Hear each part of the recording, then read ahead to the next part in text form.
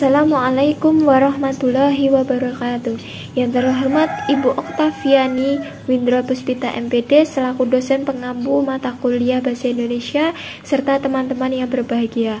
Pertama-tama marilah kita panjatkan puji syukur kehadirat Allah Subhanahu wa taala karena telah melimpahkan rahmat hidayahnya sehingga kami bisa menyelesaikan pembuatan video pembelajaran ini.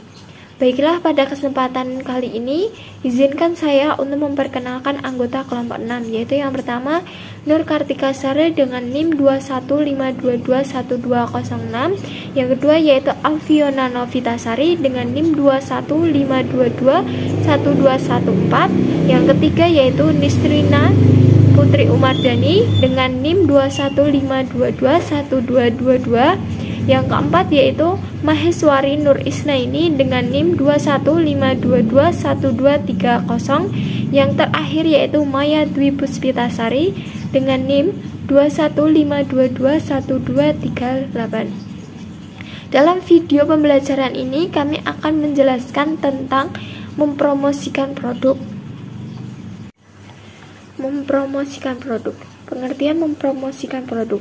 Kata promosi berasal dari kata promover yang artinya bergerak maju atau mendorong maju atau memajukan suatu gagasan.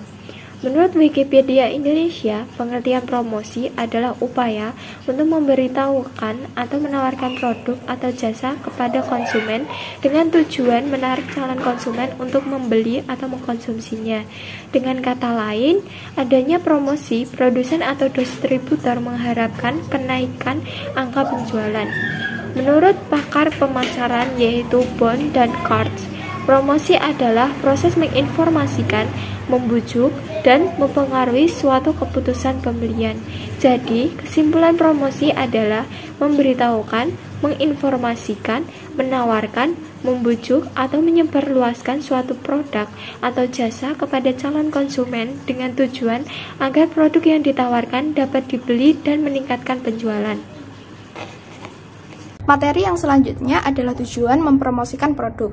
Tujuan yang pertama adalah untuk mengubah sudut pandang dan tingkah laku konsumen atau pelanggan terhadap suatu barang atau produk.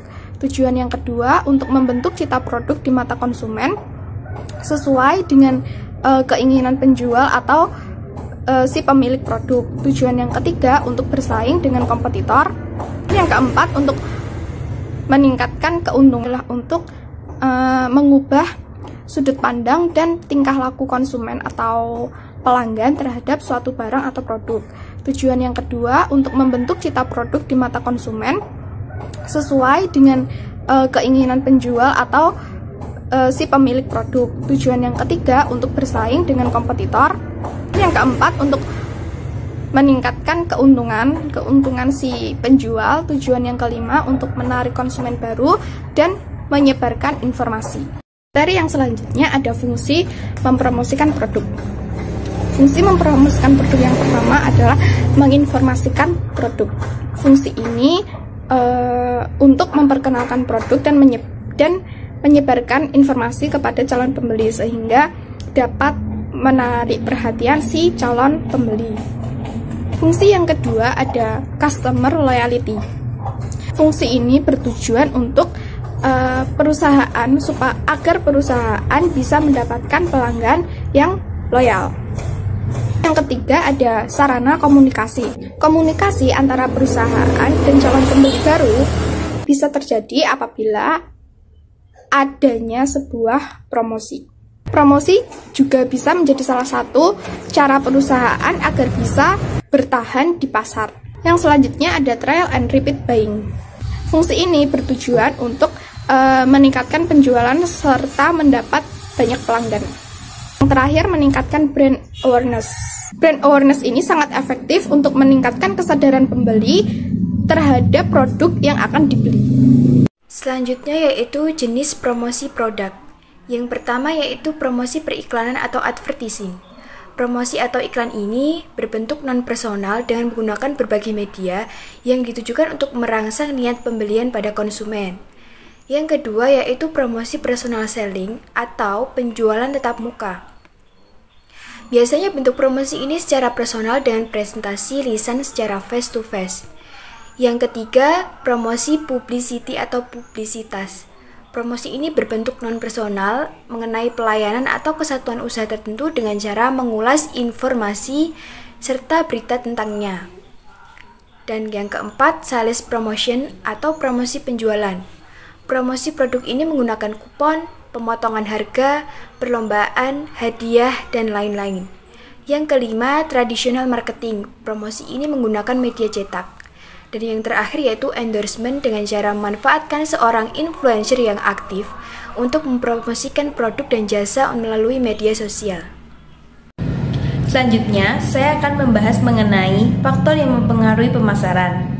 Yang pertama yaitu luas tidaknya pangsa pasar. Artinya, semakin luas pangsa pasar, maka peminat semakin banyak. Yang kedua yaitu teknologi. Sebagai pebisnis yang paham teknologi akan cenderung lebih bertahan dan sukses. Yang ketiga yaitu harga jual. Sebagai pebisnis harus mensurvei harga jual dari kompetitor untuk menghindari memasang harga yang lebih tinggi. Yang keempat, keunggulan atau keunikan produk. Sebagai pebisnis kita harus memperhatikan keunggulan atau keunikan produk yang kita pasarkan. Yang keempat yaitu kejujuran. Kejujuran juga menjadi faktor penting dalam bisnis kita. Selanjutnya yaitu komponen bauran promosi. Yang pertama yaitu produksi.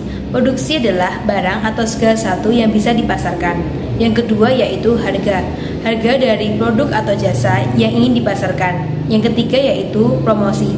Promosi adalah kegiatan utama dalam strategi pemasaran. Yang keempat yaitu tempat distribusi. Tempat di mana kita untuk memasarkan produk kita.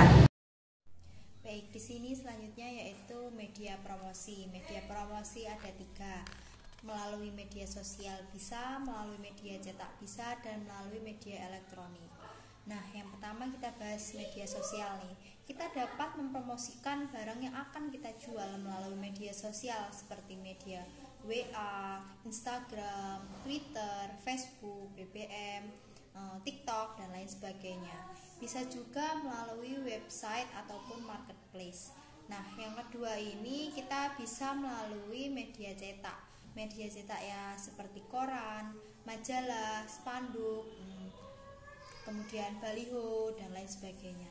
Yang terakhir kita bisa melalui media elektronik dengan membuat iklan semenarik mungkin ataupun